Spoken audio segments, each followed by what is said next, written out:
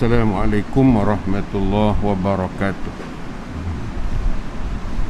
Alhamdulillah wassalatu wassalam ala Rasulillah wa ala alihi wa ashabihi wa man da'a bi da'watihi ila yaumiddin. Pengurusi dan jawatan kuasa, imam-imam, sidang jamaah, para asatizah yang saya muliakan. Kali ini kita akan melihat ayat 84 surah Hud yang menceritakan masyarakat Madian. Masyarakat Madian yang maju dari sudut bisnes, dari sudut ekonomi, dari sudut perdagangan, tetapi mereka tidak jujur, tidak amanah, tidak ada integriti. Lalu saudara mereka iaitu Nabi Syuaib diutus Allah Ta'ala untuk berhadapan dengan masyarakat Madian. Madian ini letaknya antara Mekah dengan Palestin. Ketika Nabi Isra' Mi'raj menjawab soalan Nabi, malaikat mengatakan inilah Madian. Ketika Nabi Musa dihukum oleh Fir'aun karena tindakannya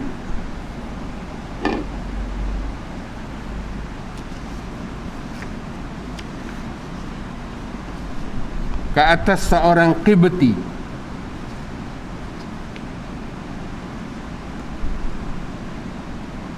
lalu keputusannya ialah menghukum Nabi Musa. Ada di antara pegawai di kerajaan Fir'aun itu membisikkan kepada Nabi Musa, kamu lari dari sini, keluar daripada Mesir, kerana sesuatu tindakan akan dihadapkan kepada kamu. Lalu Nabi Musa membawa diri sampailah ke Madian. Dia melihat masyarakat di Madian ini tidak memuliakan wanita, menindas wanita.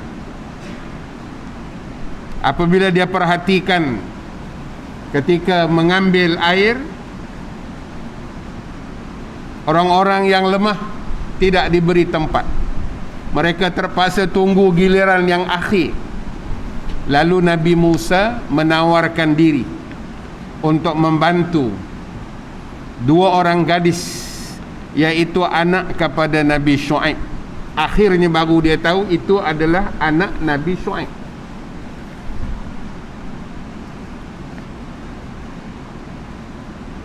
Begitulah keadaan masyarakat Madian. Jadi kita baca dulu ayat-ayat ini, mudah-mudahan menjadi satu ibrah pengajaran kepada kita. A'udzu billahi minasy syaithanir rajim. Wa ila madyana akhahum syu'aiba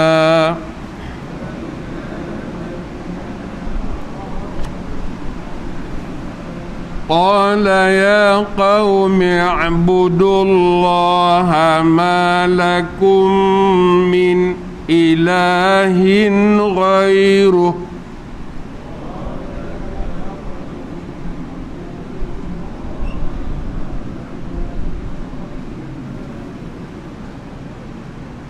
ولا تنقصوا المكيال والميزان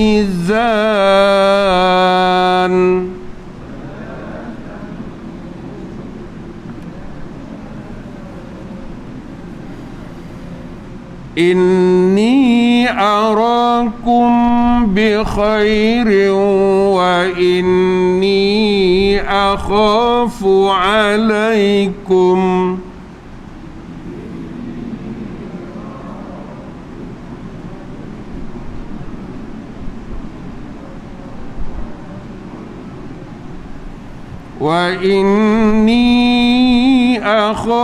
عليكم عذاب يوم محيط.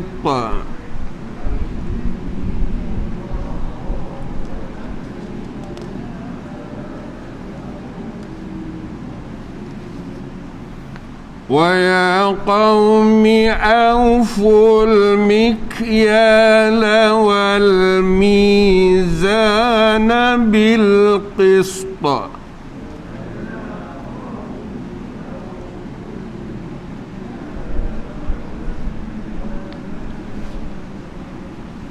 ولا تبخسوا الناس أشياءهم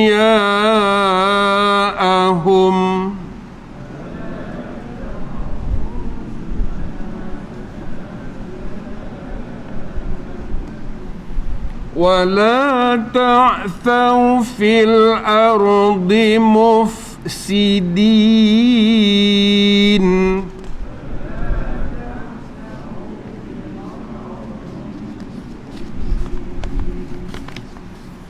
بقية الله خير لكم إن كنتم مؤمنين.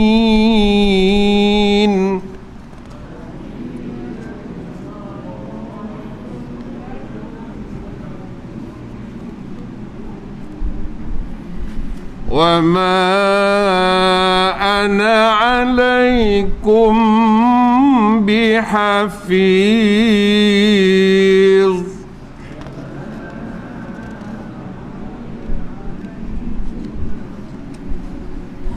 قالوا يا شعيب أصلاتك تأمرك أن نترك ما يعبد آباؤنا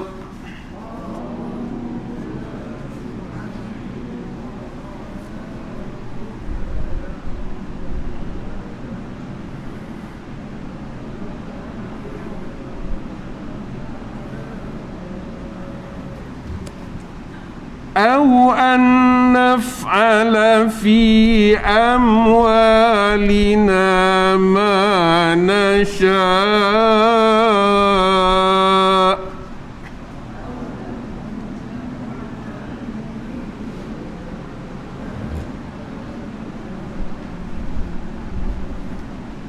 إنك لأنت الحليم الرشيد.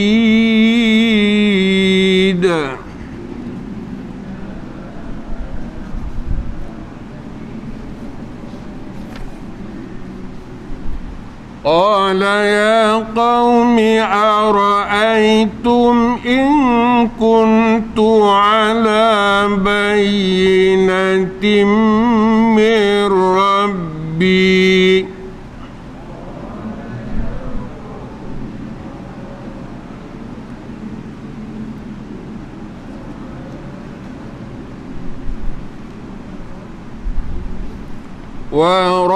ورزقني منه رزقا حسنا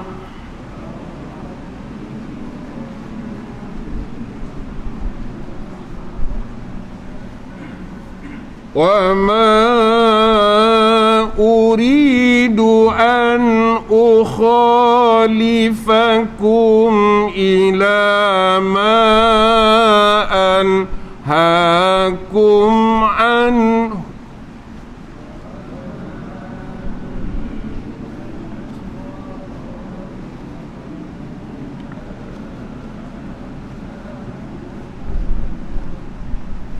In uridu illa al-islaha mastata'tu wa ma taufiqi illa billah.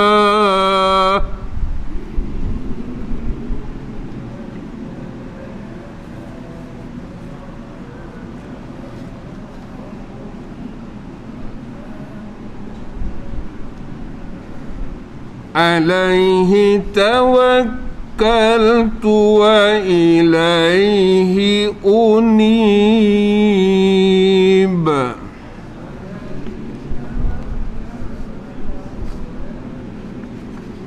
Sadaqallahul azim. Dan kepada penduduk Madian kami utus Syuaib, akhahum, saudara mereka. Syuaib dengan orang Madian ni keluarga besar, bukan orang lain. Syuaib berkata, wahai kaumku, sembahlah Allah. Tiada Tuhan bagimu selain daripada Allah. Janganlah kamu mengurangi sukatan dan timbangan. Karena masyarakat Madian adalah masyarakat bisnes, perniagaan. Aku melihat kamu berada dalam keadaan yang baik, makmur, maju. Tapi yang aku bimbang ialah azab seksa pada hari kiamat. Karena kesenangan di dunia ini belum menjamin kebahagiaan akhirat. Wahai kaumku, aufu al-mikyal, penuhilah sukatan dan timbangan, bil qist, dengan adil. Jangan kamu kurangi hak orang lain. Jangan pula kamu berbuat kerosakan di muka bumi. Baqiyatullah, baki yang halal walaupun sedikit, berupa rezeki daripada Allah, itu lebih baik bagi kamu daripada kekayaan yang banyak, kemewahan tetapi belum tentu halalnya. Maka janganlah kamu kurangi. Kalau kamu betul-betul beriman kepada Allah, karena aku bukanlah penjamin, penjaga tingkah laku kamu.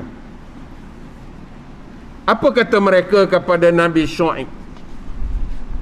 Wahai Syuaib, apakah sembahyang kamu, apakah agama kamu menyuruh kami meninggalkan sesembahan nenek moyang, adat kami? Kamu melarang kami untuk membelanjakan harta kami sesuka hati. Duit kami, kekayaan kami, apa kamu peduli? Begitulah. Apakah sembahyang kamu itu menghalang kami?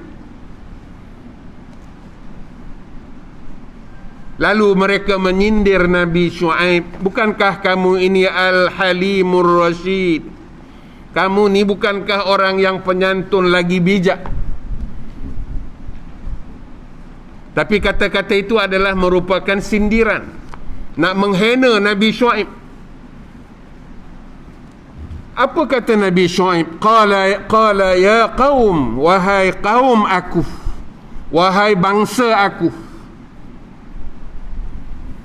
in kuntu ala bayyinatin min rabbi, bahawa Allah telah memberi kepada aku petunjuk yang jelas, yang nyata. Wa razaqani, Allah memberi rezeki kepada aku, rizqan hasana, rezeki yang baik.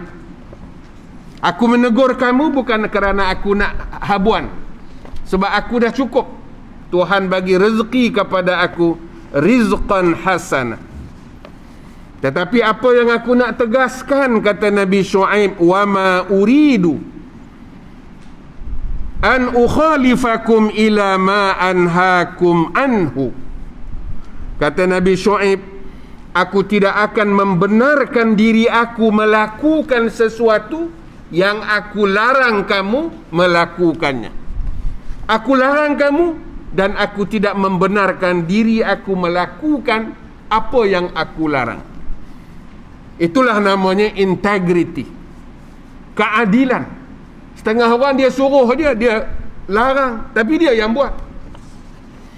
Dia suruh, tapi dia tak buat. Tapi Nabi Syam tidak. Wa ma uridu an ukhalifakum ila an ma anhaakum anhu. Aku tidak akan membenarkan diri aku melakukan sesuatu yang aku larang kamu melakukannya. Sebab itu layak seorang Nabi menjadi role model, menjadi tauladan, contoh. Yang aku kehendaki in uridu illal islah. Yang aku kehendaki ialah kebaikan, pembaikan, islah. Yang aku mahukan ialah reform, kebaikan. Mastata'tu, yang termampu oleh aku. Wa ma taufiqi illa billah. Aku hanya mengharapkan pertolongan Allah. Kepadanya lah alaihi tawakkaltu, kepadanya lah aku bertawakal. Wa ilaihi unib, dan kepadanya lah aku kembali. Inabah. Jadi begitulah ayat yang kita baca tadi. Kerana ayat-ayat Al-Quran ini, muka surat 2, menegaskan apabila kita beriman kepada Allah, beriman kepada Rasul, mesti ada kesan dia. Bukan beriman kosong. Sebab syariat ini diturunkan oleh Allah kepada kita, meletakkan yang pertama ialah untuk merealisasikan tauhid, menghayati tauhid dalam segenap kehidupan kita. Bukan saja dalam solat, tapi dalam jual beli, dalam bisnes, dalam politik, dalam masyarakat, mesti dizahirkan tauhid kita kepada Allah. Kerana Allah ada di mana-mana. Bagi setengah orang di tempat dia baik, tapi bila dia pergi keluar negara, seolah-olah Tuhan tak ada. Kononnya jauh daripada keluarga, jauh daripada kampung, maka dia rasa dia bebas. Itu bukan tauhid, itu namanya syirik. Tauhid ialah di mana saja dia berada, ittaqillah haitsu ma kunta. Bertakwalah kepada Allah di mana sahaja kamu berada. Dan itulah objektif, tujuan utama syariat, di samping untuk menyucikan jiwa kita. Seperti yang disebut oleh almarhum Dr. Toha Jabir Al-Elwani. Ya, rasanya beliau meninggal dalam tahun lepas.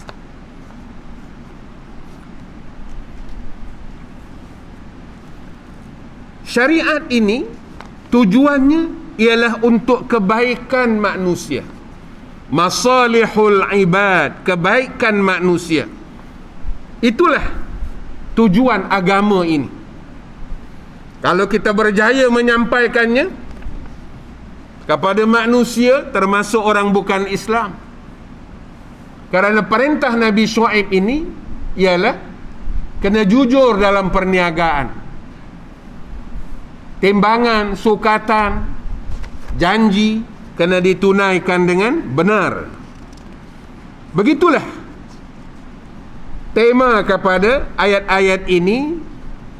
Dalam masyarakat Nabi Syuaib di Madian berlaku kerosakan ekonomi, al-fasadul iqtisadi. Di sana ada riswah, di sana ada penipuan, di sana ada ketirisan. Seperti berlaku di Khaybar. Di mana Khaybar ni? Khaybar ni tempat tinggal orang-orang Yahudi. Nabi hantar seorang pegawai, namanya Abdullah bin Rawahah, sahabat Nabi. Jawatan beliau ialah ketua audit negara. Bila dia pergi buat audit, nak kira berapa cukai, berapa harta, orang-orang Yahudi sebelum datang pegawai ini, mereka dah kumpulkan perhiasan wanita. Qala fajama'u hulyan min hulyi nisaihim. Rantai emas, cincin, perhiasan wanita mereka kumpulkan. Bila sampai saja Abdullah bin Rawahah yang diutus oleh Nabi, mereka kata, hadza laka, ini habuan tuan. Dia bagi dulu. Dia belanja dulu makan minum, dia bagi dulu hadiah. Kemudian dia bisik kepada Abdullah bin Rawahah, wa khaffif anna, kurangkanlah cukai kami, ringankanlah cukai yang bakal tuan kenakan kepada kami. Wa tajawaz fil qasmi, buat lebih kurang sudahlah. Kerana tugas audit ini, pegawai ini ialah membuat collection. Pertama dia pergi buat kajian, buat perkiraan, accounting. Berapa jumlah cukai atau zakat yang sepatutnya dikeluarkan berdasarkan kepada hasil pada tahun itu. Jadi mereka jamu dia bagi perhiasan wanita. Wa khaffif anna, kurangkanlah bayaran cukai yang bakal tuan tentukan setelah tuan membuat audit. Kerana tugas pegawai ini membuat collection, pungutan, kemudian membuat agihan, distribution. Buat agihan ni buat tajawaz, buat lebih kurang sudahlah. Kalau bahasa kampungnya buat cincai-cincai cukuplah. Apa kata Abdullah bin Rawahah? Faqala Abdullah bin Rawahah, ya ma'syara Yahud, wahai orang-orang Yahudi, wallah innakum lamin abghadi khalqillah ilayya, inilah makhluk Tuhan yang paling aku benci. Kerana apa? Kerana mereka bagi riswah kepada Abdullah bin Rawahah. Wa ma dzaka bihamili ala an ahifa alaikum, aku tidak menzalimi kamu, aku nak kira betul banyak mana hasil, banyak mana cukai, berapa peratus, aku kira mengikut peraturan yang ada. Aku tak nanya kamu. Lalu kata Abdullah, fa amma ma aradtum minar rusywah, yang kamu bagi ke aku ni, ini riswah, fa innaha suhtun, itu adalah haram. Ini masyarakat zaman Nabi. Bagaimana orang Yahudi cuba untuk menyogok pegawai yang dihantar oleh Nabi. Nabi Syuaib berhadapan dengan masyarakat, sukat tak betul, timbang tak betul, menginaya pelanggan-pelanggan masyarakat. Jadi kata Nabi Syuaib, ini tak jadi. Ya, aufu, kata Nabi Syuaib, ayat 85. Ya qaum, wa ya qaum, wahai kaum aku, auful mikya wal mizana bil qist, penuhilah sukatan, timbangan dengan adil. Wala tabkhasun nas, jangan kamu kurangi hak orang lain. Kalau zaman-zaman dulu orang pergi haji, sampai tengah jalan tu berhenti, dia kata baksis. Itu satu cara dia nak menginaya orang. Sedangkan dia dah ada gaji sebagai pemandu. Dia buat-buat bas tu rosak, maka dia minta duit. Dikatakan bakhsis. Di sini kalimah yang sama, wala tabkhasun nasa asya'ahum. Walaupun kamu dapat habuan daripada cara begitu, tapi kata Nabi Syuaib, baqiyatullah khairul lakum. Itu lebih baik. Sebab baqiyatullah itu ialah yang halal. Yang haram itu walaupun kaya, tak ada maknanya dalam kehidupan. Apalah arti kemewahan, kekayaan, tapi sumbernya ialah dengan cara yang haram. Begitulah amalan masyarakat di zaman dulu. Walaupun zaman dulu dalam kaedah Quran ini disebut al-ibaratu, pengajarannya bi'umumil lafzi, lafaznya umum, termasuk kita. La bi khusus as-sabab, bukan hanya relevan untuk zaman dulu. Quran ni cerita zaman Nabi Syuaib. Zaman Nabi Syuaib ni berapa ribu tahun yang lalu, tetapi dia tetap relevan dalam kehidupan sekarang.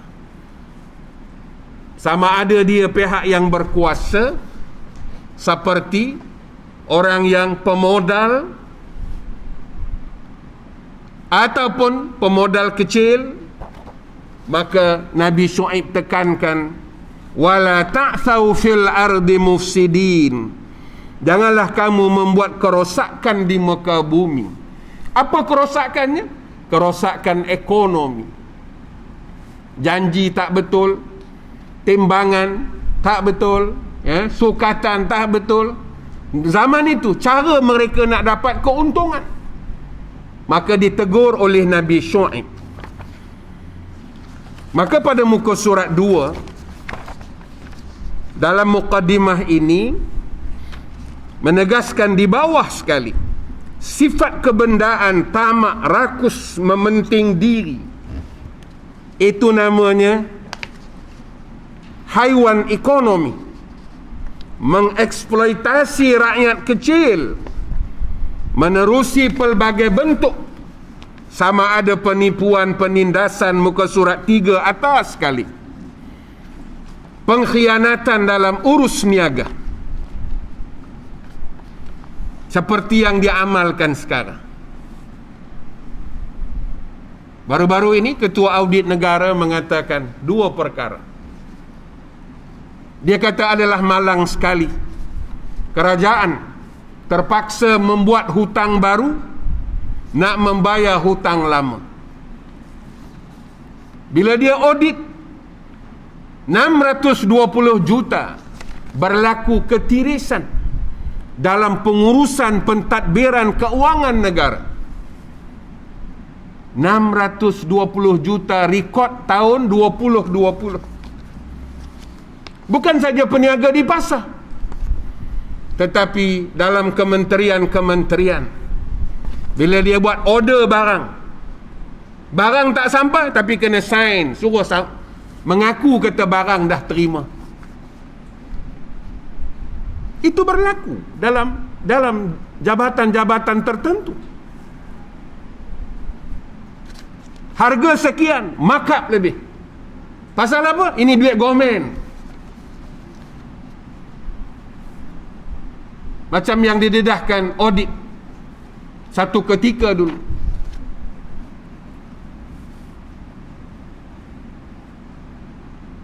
Kecil saja masalah telur ayam je, bagi syarikat penerbangan MAS. Bila tengok bil, sebiji harganya RM4. Beli mentah tu, mas kena bayar kepada penjual tadi sebiji RM4. Ini contoh penipuan berlaku. Kalau takat timbang sukat di pasar itu ada kemungkinan, tapi sikit. Yang ini yang banyak. Ini yang kata hilang berjuta-juta. Belum lagi kita pergi kepada projek-projek yang ada. Ada markup, ada lagi beberapa peratus untuk pihak ini, pihak ini. Walaupun dia mengaji, dia baca ayat ini. Jadi sebab itu, agenda islah Nabi Syuaib, muka surat 3 atas sekali, bertolak daripada pembangunan akidah, tauhid. Macam mana pembangunan akidah ni? Kena ambil kira dosa, pahala, azab di hari akhirat. Yang kita makan ni benda yang haram ke halal. Itu tauhid. Bukan tauhid itu Allah itu wujud, ada dalilnya alam. Kalau Allah Ta'ala itu ada, Allah Ta'ala itu melihat, apakah dia tak lihat yang kita sign tu? Yang kita tanda tangan itu, mengatakan barang dah sampai, kita sign. Mana barang? Order tak ada, sign je. The government has to pay the cost. Datang lagi penghantaran yang sebenar, sign lagi. The government have to pay double. Tuan-tuan lebih maklum daripada saya. Ini yang berlaku depan mata. Penipuan, sukatan dan timbangan berlaku zaman Nabi Syuaib. Maka di sini menegakkan nilai amanah, nilai keadilan dalam kehidupan masyarakat, khususnya dalam bidang ekonomi, dalam bisnes, dalam transaksi. Kerana Nabi Syuaib melawan kebejatan bisnes kota Madian. Dan itulah yang dikatakan semangat menghayati ayat-ayat Quran. Kalau pun kita tumpang sekaki atau kita berdiam sahaja, di mana letak duduknya masyarakat? Sedangkan kita ada jawatan. Seorang pegawai bila balik bertugas, dengan bangga dia bagi tahu, ini, this is my collection. Ini hadiah untuk aku. Bila sampai pengetahuan Nabi, Nabi kata, kalau kamu duduk di rumah mak kamu, duduk di rumah ayah kamu, kamu dapat tak hadiah? Nabi tanya. Sudah tentu tidak. Kamu dapat hadiah ni kerana kamu menjalankan tugas. Ini kutipan, ini hadiah. Nabi tegur. Sebab perbuatan seumpama itu adalah fa innaha suhtun, perbuatan yang haram. Dan kalaulah integriti ini ada kepada setiap rakyat, bukan saja pegawai kerajaan, ahli perniagaan, orang pencin ke, orang kampung ke, melihat rasuah itu keji, saya yakin negara kita akan melonjak naik. Kerana Tun Abdullah Ahmad Badawi masih ada, ketika menjadi Perdana Menteri, dilaporkan kepada beliau hasil satu kajian kepada pegawai-pegawai muda tamat kursus, mereka ni akan jadi pegawai tinggi kerajaan. Kesimpulannya, findingnya, dapatannya, 31% of the officers, pegawai-pegawai muda ini, ada kecenderungan untuk mengambil riswah. Lalu Abdullah Ahmad Badawi ketika itu mengarahkan, tubuhkan Institute Integrity Malaysia, IIM. Hari ini namanya Integrity, Jalan Duta. Sebelah sini lembaga peperiksaan, seberang jalan itu CDC, Curriculum Development Center, pusat perkembangan kurikulum. Sebelah itu Institute Integrity Malaysia. Pak Allah bagi arahan semua pegawai kerajaan yang kumpulan A, yang bakal jadi pengarah, menjadi setiausaha, menjadi ketua pengarah, dan itu ni semuanya kena sekolah balik tentang integriti yang ditekankan oleh Nabi Syuaib ini. Bila habis zaman Pak Allah, datang pula zaman lain, lain pula cerita ni. Tidak menjadi satu dasar yang berterusan. Begitulah keadaan kita, ya. Besar jasa dia, Tun Abdullah Ahmad Badawi. Kalau kita pergi ke Kepala Batas, ada satu masjid besar, ya, dinamakan dengan nama Tok Wan dia, ya, Syekh Abdullah Fahim.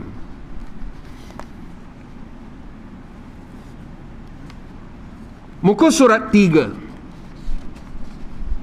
Ayat-ayat ini merakamkan dialog Nabi Syuaib dengan kaumnya tentang keagamaan dan kemasyarakatan. Artinya, tak cukup sekadar kita menyembah Allah di surau, di masjid, melalui ibadah sembahyang, tetapi juga di dalam urusan-urusan kemasyarakatan. Kerana dizahirkan tauhid kita kepada Allah, sehingga dia menjadi cara hidup keseluruhan, menjadi sistem nilai, menjadi hukum hakam dalam segala ranah kehidupan, baik agama, baik politik, ekonomi, sosial, pendidikan, mestinya diikat dengan tauhid kepada Allah. Tauhid ialah membawa kesan dalam kehidupan. Sebab itu Nabi Syuaib berpesan kepada kaumnya. Dia kata, qala ya qaumi i'budullah ma lakum min ilahin ghairi. Sembahlah Allah, tiada Tuhan selain daripadanya. Maksudnya jangan sembah hawa nafsu, jangan sembah kekayaan, jangan sembah wang ringgit, sembah Allah. Tapi kalau manusia yang syirik, dia sembahyang, tapi kekayaan itu dia dapat daripada jalan sumber yang tidak betul. Ini yang masalah. Sebab dalam hadis Nabi menyebut di hari kiamat nanti, belum berganjak kaki anak Adam hatta yus'ala an arba', ditanya 4 persoalan. 4 pertanyaan ini, satu mengenai harta. Dari mana kamu dapat, ke mana kamu belanjakan? Jangan tunggu di sana besok baru nak cari jawapan. The answer is what we practice today. Apa yang kita amalkan sekarang, itulah yang menjawab pertanyaan itu. Kalau di sana kita nak jawab, macam mana kamu dapat? Hatta ditanya, ke mana kamu belanjakan? 2 dimensi akan ditanya kepada setiap anak Adam belum kakinya melangkah terus dalam perbicaraan hari kiamat. Inilah namanya tauhid, ayat 84. Inilah namanya integrity. Apa dia? Amanah dan keadilan dalam bisnes dan urusan muamalat. Jangan kamu kurangi timbangan. Wala tabkhasun nasa asya'ahum. Jangan kurangi timbangan. Maksudnya kamu kena betul-betul. Jangan ada penipuan. Tak kiralah apa juga bidang, catering ke, jual bahan mentah ke, ekspor import ke, ataupun lari daripada cukai. Semuanya itu termasuk perkara-perkara yang ditegur oleh Nabi Syuaib. Perenggan ketiga, Madian adalah kota bisnes yang terletak di antara utara dan selatan. Syam utara, Syria ke atas sana sampai ke Turki sana, itu Syam. Hijaz sampailah ke Yaman. Jadi orang kota Madian ini, mereka beruntung kerana perniagaan ini melalui tempat mereka. Bila orang singgah saja, tengok orang jauh bahasanya dah lain, dia pun tekan. Itu yang bunyi sekali makan 1000 tu. Jenis-jenis itulah, ya. Yalah, dia datang dengan, tengok pun tahu dah, you are what you drive. Tengok pula sembang dia begini, letak. Dalam dunia yang ada sekarang, sebab itu Al-Quran ini dia bercerita apa yang berlaku. Jadi ini membuka kesempatan kepada mereka untuk melakukan kesewenang-wenangan, menipu, menindas, memeras. Malah ada yang merompak secara terselindung pedagang-pedagang yang lalu di Madian itu. Seolah-olah Madian itu kota syurga. Syurga untuk orang menipu, syurga untuk orang bisnes. Jadi bila Nabi Syuaib tengok ini tak jadi,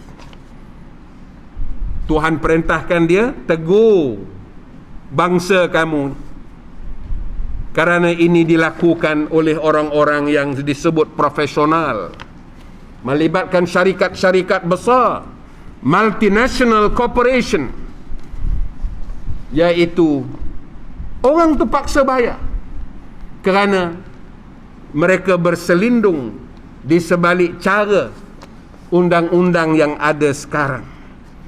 Maka untuk mengatasi, menangani krisis integriti yang kronik ini, tak cukup sekadar kita sekolahkan mereka di pusat integriti. Mereka harus membaca Quran macam mana kita, membangkitkan rasa takut kepada hukum Allah. Seperti mana kata Nabi Syuaib, aku tak bimbang kamu susah di dunia ini, sebab aku tengok kamu dalam keadaan yang baik. Inni arakum bi khairin. Senang, kamu senang. Tapi yang aku bimbang ialah akhafu alaikum azab yaumin muhit. Ini yang aku bimbang. Di dunia ni kamu pandai, tapi di sana besok macam mana kamu nak jawab? Begitulah beriman kepada hari akhirat itu menjiwai Nabi Syuaib alaihi salam. Sidang jemaah sekalian, sebagai penutup,